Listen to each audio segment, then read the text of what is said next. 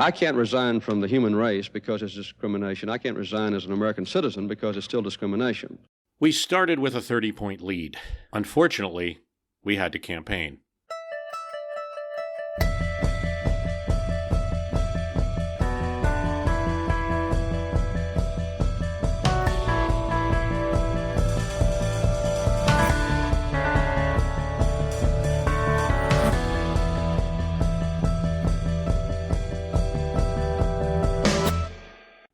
It's in the middle of the 1976 campaign when speechwriter Patrick Anderson got a call from Norman Mailer, who had just interviewed Jimmy Carter, the candidate, for the New York Times magazine. "I got something that might cause trouble for you guys," Anderson asks. "What is it?" The reporter won't say, but he says he'll send Anderson a copy. Well, this is not good news, because this New York Times magazine interview, Anderson notes, was supposed to be the cleanup interview.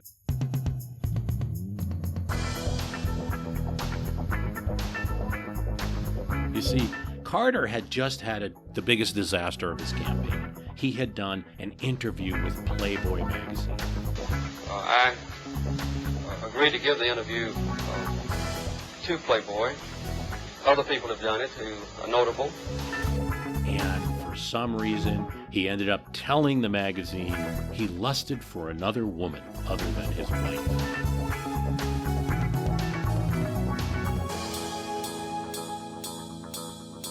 Well, he said he lusted in his heart, and that his faith was routinely tested in that's what he was saying. But the way it came out was that Carter's out there lusting with people. It was killing him. With women voters, with Christian voters who were supposed to be the ones most attracted to this new born-again candidate running in '76.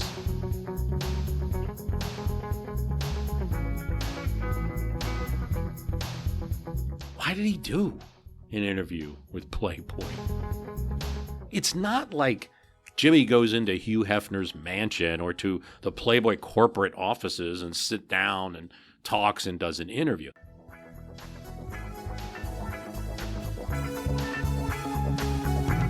He did an interview with a veteran magazine writer, Bob Scheer, who writes for a number of magazines. Yes, he does identify who he's writing for, so it's not like there's deception going on there.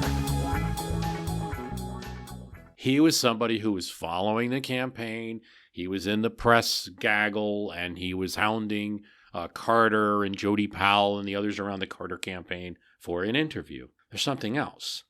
Playboy had done an interview with Carter's rival in the primaries, California Governor Jerry Brown, and that didn't sink him. In fact, it even made Jerry Brown look a little cooler.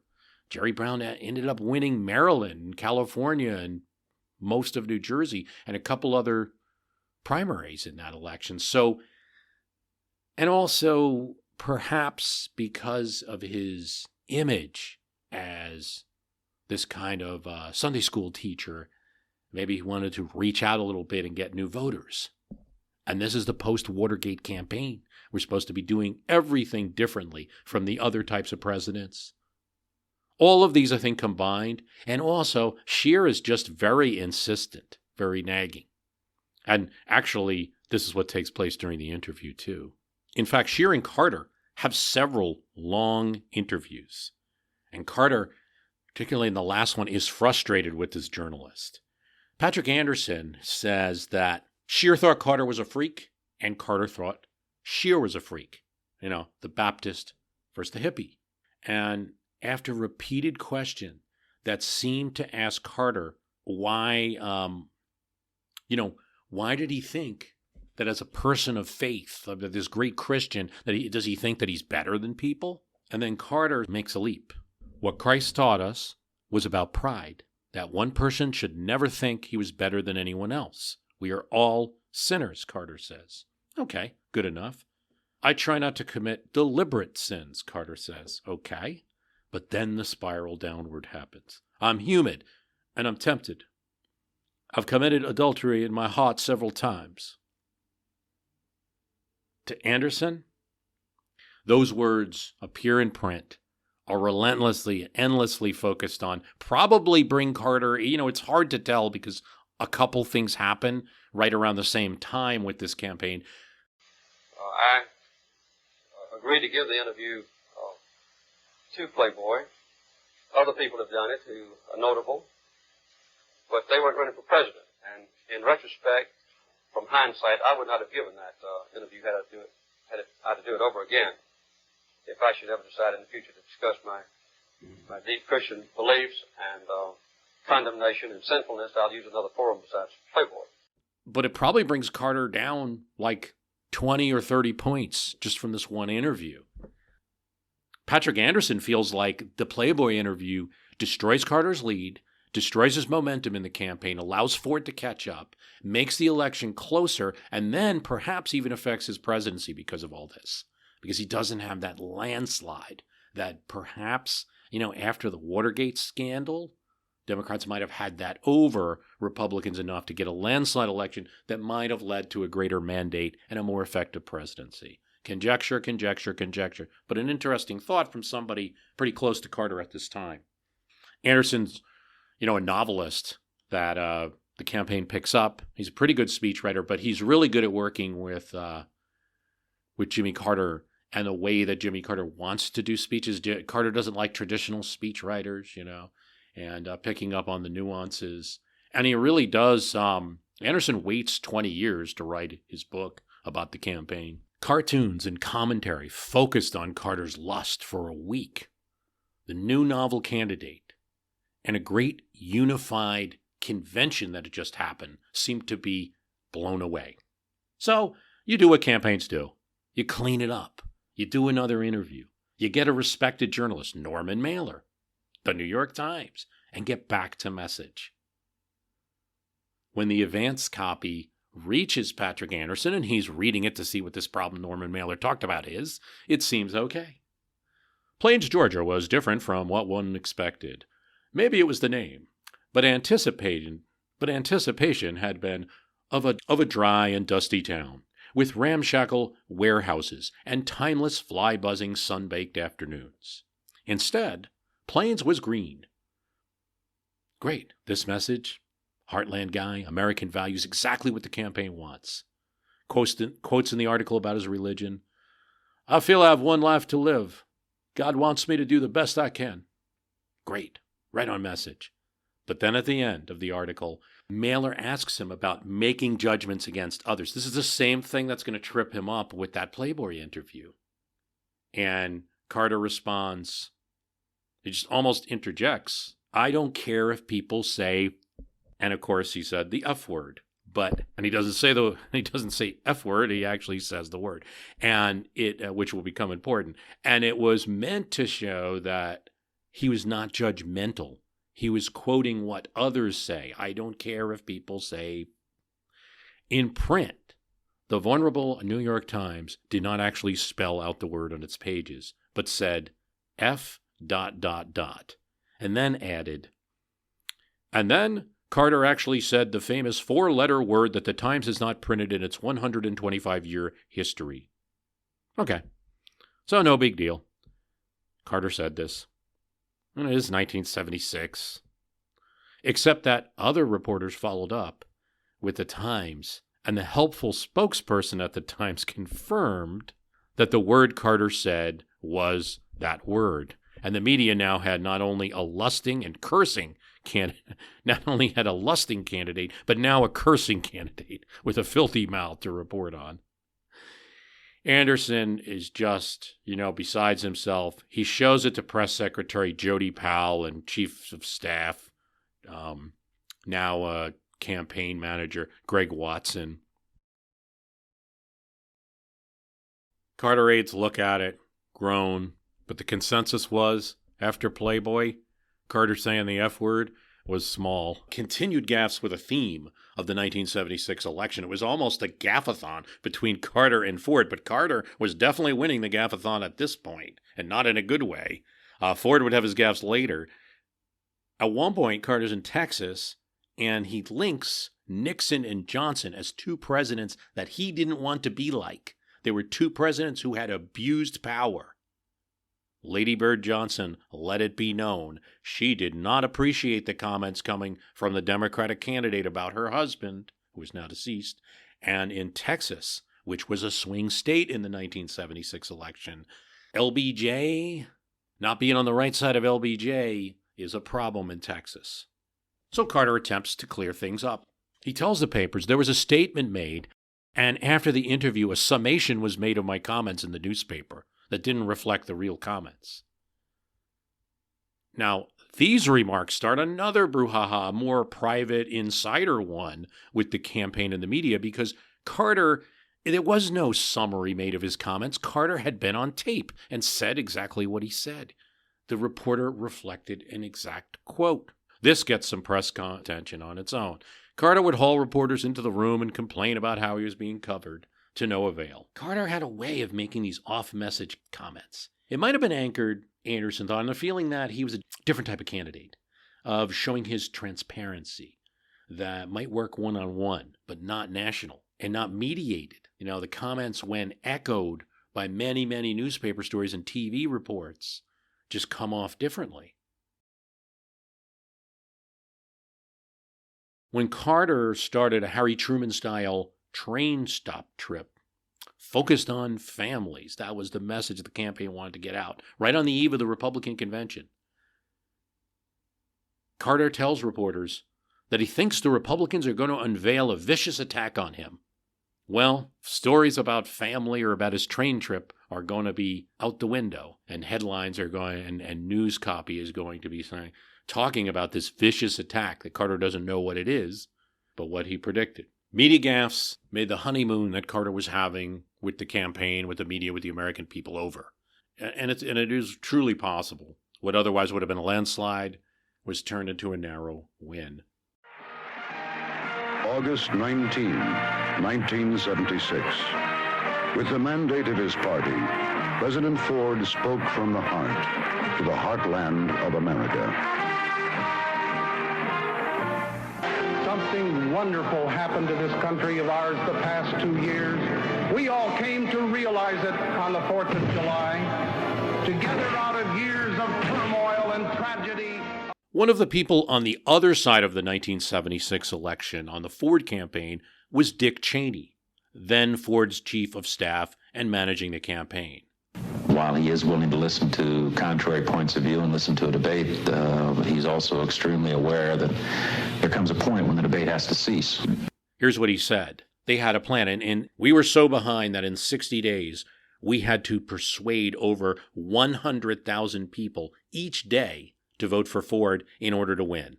I am acutely aware that you have not elected me as your president by your ballots. So I ask you to confirm me as your president with your prayers. My fellow Americans. At first, they try a Rose Garden strategy. It's not working. They blitz the country with President Ford running. They did their own train whistle stop campaign, got to bring up the Truman image. They get the advantage in most of the debates. Ford comes out a little bit better, a little bit more presidential in the first debate that the two candidates have. They try everything, even some cutesy stuff. One that might have gone too far, like a poster that showed Ford in a leather jacket, kind of like a 50s hoodlum, and it says, Fordsy, with the words, "Happy days are here again," playing off Fonzie from the TV show Happy Days. Hey! They also tried a series of commercials with Joe Garagiola, a baseball player and TV personality, who would ask softball questions to Ford, and Ford would answer back. And then in the last week of the campaign, the comedian and former baseball player and the president are going to be smoking pipes and talking.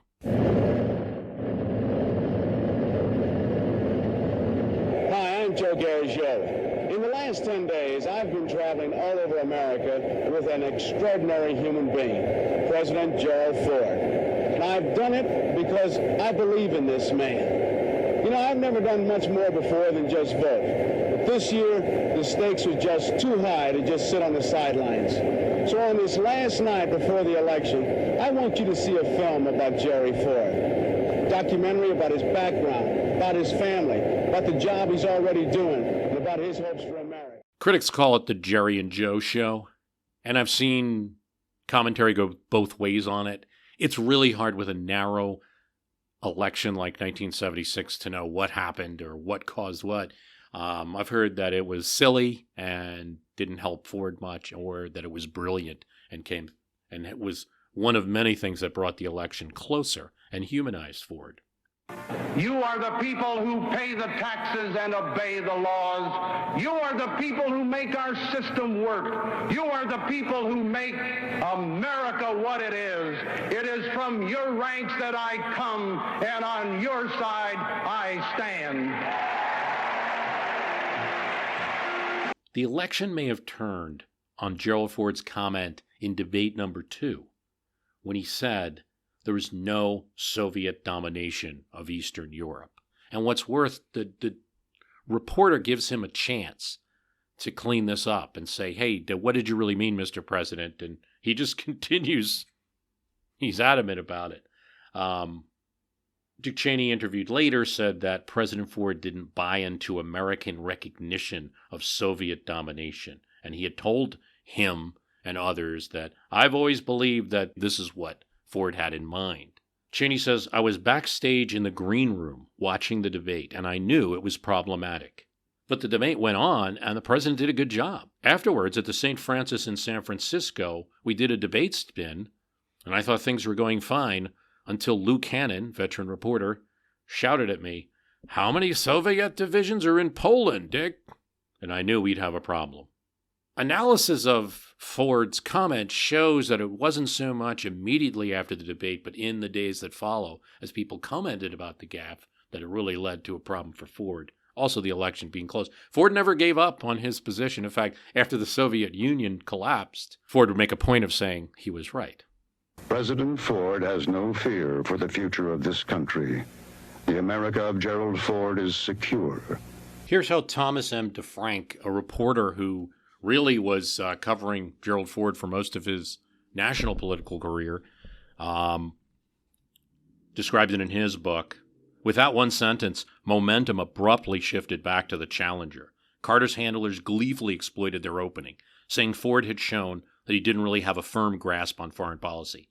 It took 24 hours of fighting with an unusually stubborn president before Cheney, in a Southern California parking lot, finally persuaded a recalcitrant Ford that he had to issue a clarification to stop the bleeding. So after the debate, Ford doesn't even want to say he does believe there's no Soviet domination, not really getting that it's being interpreted differently.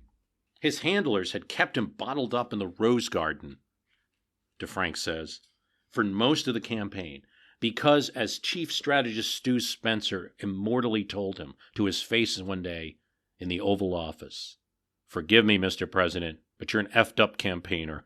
They finally let him out for a final 10-day blitz, and to the surprise of some of his aides, he rose to the theatrical occasion. President Ford unshackled the private sector, providing an unparalleled 4 million new jobs in 1.5 years. Over one half of the grain moving across international boundaries is grown by you, the American farmer. To nobody's surprise, he ended his surge with a rally in Grand Rapids. There is another Ford story that isn't as well known as the Soviet domination gaffe, and that was an allegation that comes up that Ford, as a congressman in the 1960s, had diverted large contributions from a maritime union to his own personal use. The investigation drags on for weeks. The maritime union is not supporting the president. The prosecutor, Charles Ruff, is not a Ford fan. Finally, Ruff announces that the charges are unfounded, but it goes from July to October. We probably lost a week of critical time between these two negative events, is what Dick Cheney felt about the 1976 election. 3 days before the election, vice presidential candidate Bob Dole is able to report, we're winning, we're winning, we're winning. National polls showed the race between President Ford and Jimmy Carter continuing to tighten, and the California poll gave Ford a 46 to 40 edge. On October 30th, there's a little nonsense story that President Ford's jet breaks the law by landing at a municipal airport off-limits to planes weighing more than 75,000 pounds. Kent Selden, head of the North Philadelphia Airport Citizens Council, said that he would ask City Councilman Melvin Greenberg to file complaints Monday against the pilots of both Air Force One and an accompanying smaller plane. It created a tremendous hazard to all the homes in this area. No politician is above the law. Air Force One had a listed minimum weight of 130,000 pounds and could weigh as much as 258,000 pounds, according to experts.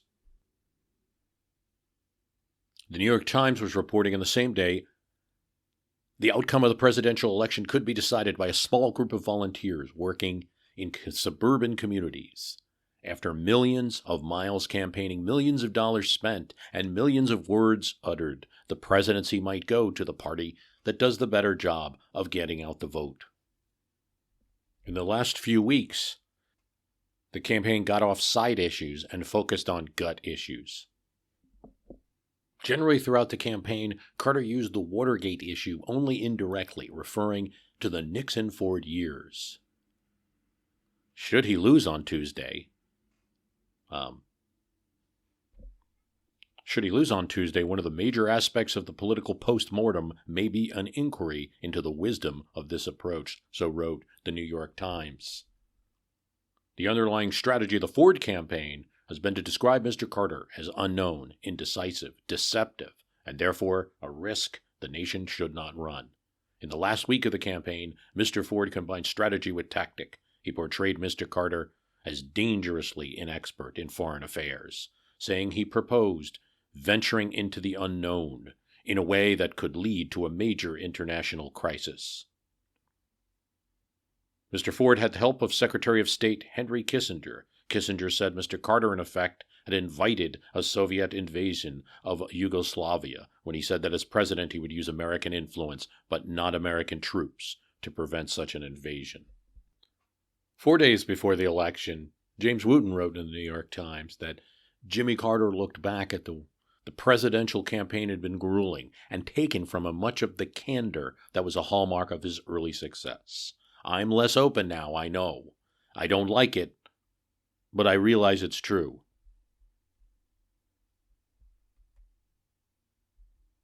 Letters poured into newspapers. This from Harold Youngerman, Floral Park, Long Island, New York. 2,000 years ago, Plutarch warned, "The real destroyer of liberties of the people is he who spreads among them bounties, donations, and benefits." Over 159 years ago, Thomas Jefferson said, "I am for government that is rigorously frugal and simple." In complete disregard of these warnings and history, our liberal politicians are advocating many of the same programs which have brought England to the brink of bankruptcy.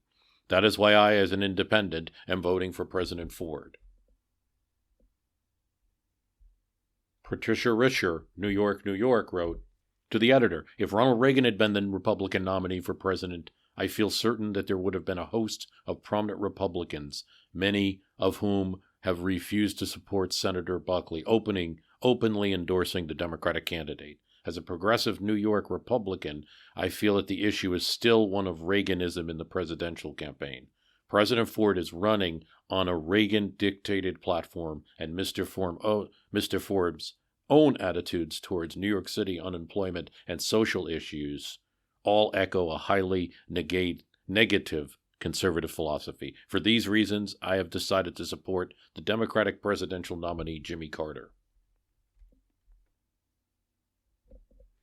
The three metropolitan area states, New York, New Jersey, and Connecticut, are expected to play a major, perhaps decisive role in the presidential election on Tuesday. These states have 66 electoral votes, nearly a quarter of the 270 needed to win. All three are conceded to be close by both sides. President Ford is spending 2 of the last 3 days of the campaign, yesterday and today, in New York.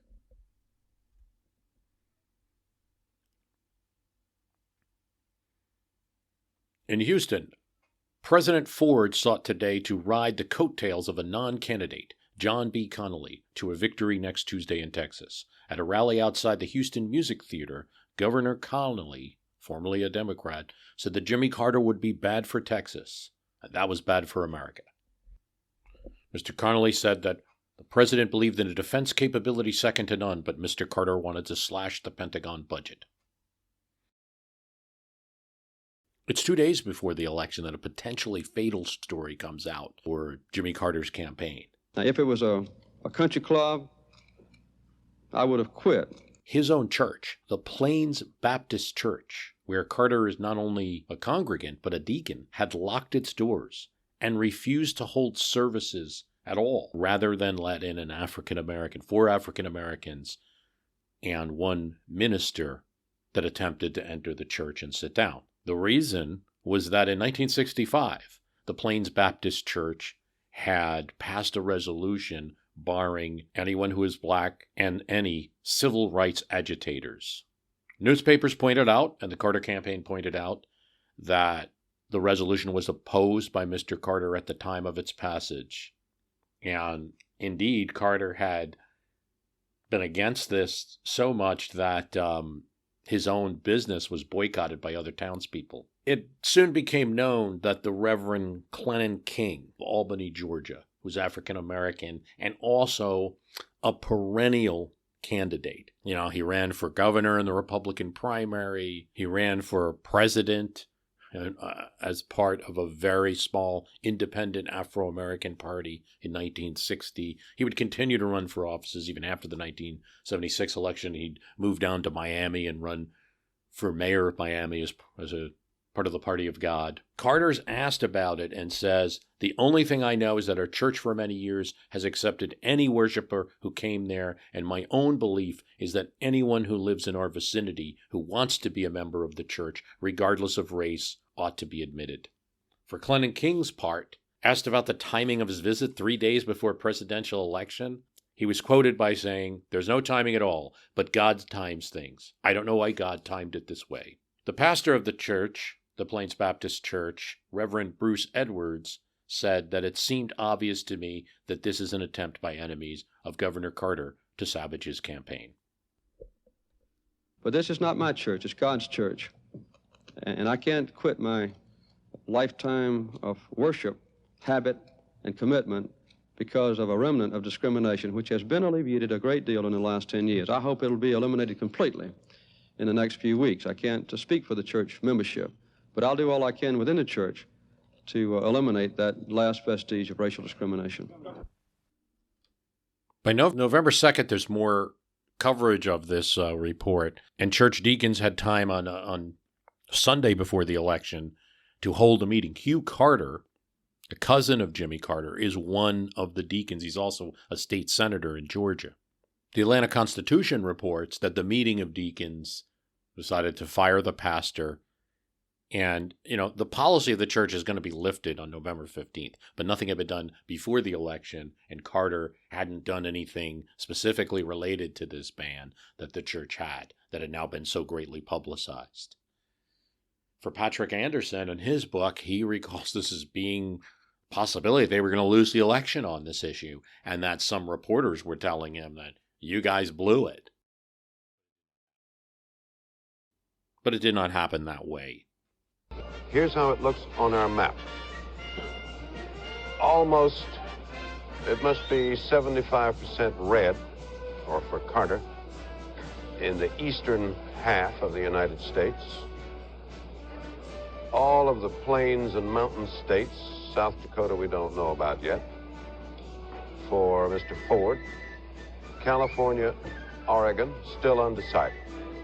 You see where Jimmy Carter's strength lies, primarily in the southeast and the deep south, quite a lot of it in the northeast, Pennsylvania, New York, a fair amount of it in the Midwest. And that is the picture we get when it's put into graphic terms. So Jimmy Carter, by our calculation, has won the presidency of the United States. One final note. When the final votes are tallied, Carter squeaks through with a win and a concession as traditional and necessary, and Ford is not one of these people that are going to be arguing about giving a concession or something like that, like a a Dewey or a Trump, but there was a problem. Ford had lost his voice in that last 10 weeks of hard campaigning. So who could call Carter? Well, Ford tries, and they get just the Carter aides, and Carter entered, and Ford talks to the Carter aide before they can get Carter on the phone, introduces his chief of staff, Dick Cheney, and so it is Dick Cheney and not Ford that ends up reading a concession to Jimmy Carter over the telephone. Thank you, everybody.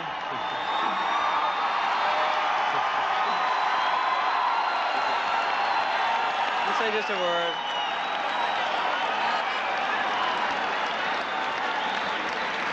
Let me say just a word to you.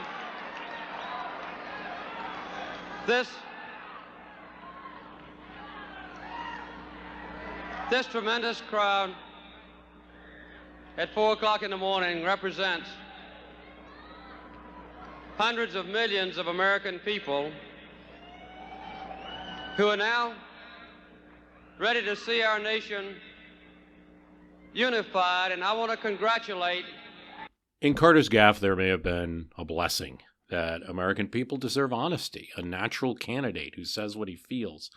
Patrick Anderson kind of had a theory about it, that a lot of it came from Jimmy Carter's mother, Lillian, who was a person who put a high value on authenticity, transparency. Just say what you mean, say what you feel. Of course, Lillian was not running for president. Carter was obsessed with the relationship between the powerful and the not powerful, even when he entered that realm of the powerful, right, of those who could affect policy. He would put things in speeches, Anderson said, like, we can't just look out for big shots, like you or like I used to be. And in phrasing, he was adamant. He complained to Anderson, his speechwriter, everyone in politics always says they when they refer to the American people. But they shouldn't. It's we. I'm one of them. And so obviously Anderson complied with that in the speeches. The American people were we. And my advice and my counsel and my criticism comes from you. And if I can tap the greatness that's in you and in the American people, we can make our nation's government great and a source of pride once again. I don't think a lot of politicians have picked up on that or used that. Anderson does note that he tried this with even VP Mondale running with Carter and tried to say, you know, Carter prefers that we say we. He nodded, but he still kept saying they. I want to thank you for listening. The website is www.myhistorycanbeatupyourpolitics.com. There is a link there to the Patreon site where you can help support us and also get a special episode and some other special episodes, one of which is Giraffe Johnson, LBJ, his withdrawal, and the 1968 Chicago Convention. Thanks for listening.